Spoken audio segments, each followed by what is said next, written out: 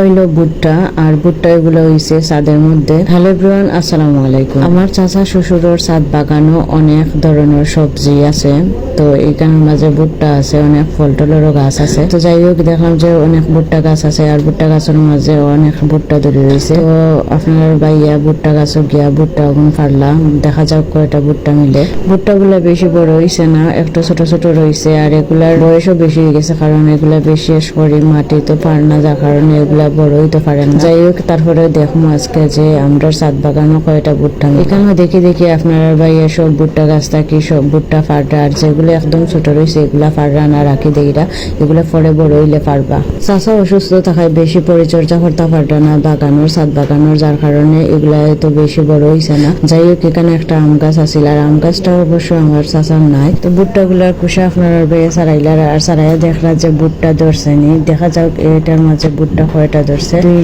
এগুলা বালা ঠিকানা ভুট্টা ধরছে না, মাঝে মাঝে ফাঁকা ফাঁকা রয়ে গেছে। তারপরেও আমরা এগুলা ফাড়ি লেগেছে, কারণ এগুলার বয়স হয়ে গেছে খুব বেশি, যার কারণে এগুলা ফাড়িয়া এখন আমরা এগুলারে খাইমু।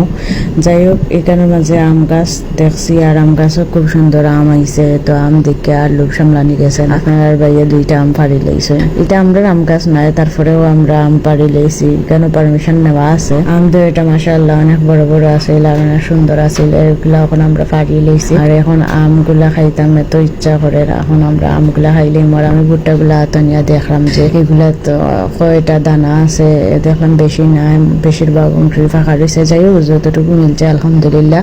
তো এখানে দুইটা আম পারছিলাম, আমগুলা আমরা চুলাইলাম, এগুলা খাই। আর এই আমগুলা এত বড় বড় মাশাআল্লাহ, দেখতে সুন্দর লাগে আর চাইলেই লোভ লাগে খাইবার, যার কারণে আমরা দুইটা ফাড়ি লইছি। ফাড়িয়া এখন আমরা এগুলারে চুলাইলাম আর খাইমু এগুলারে লবণ মরিচ দিয়া আমগুলা খাইতে অনেক মজা লাগে। আর আমগুলা পাতলা পাতলা করে কাটি লাইছি, মাত্র দুইটা আছিল, যার কারণে আর বেশি আমগুলা করছি না, মাখাইছি না, এমনিতেই লবণ দিয়ে আমরা টেস্ট করলাম যে আমগুলা খিলা। আমি তো টক আল্লাহ, আমি টক আবার কম খাই, আমার টকের প্রতি এত আগ্রহ নাই, যার কারণে আমি খুব কম খাইছি। আর আপনার ভাইয়ের খুব ইচ্ছে হয়েছে আম খাইতে, যার কারণে তাই খুব বেশি খাইছে। আম এত টক, এটা কইবার মতো নাই।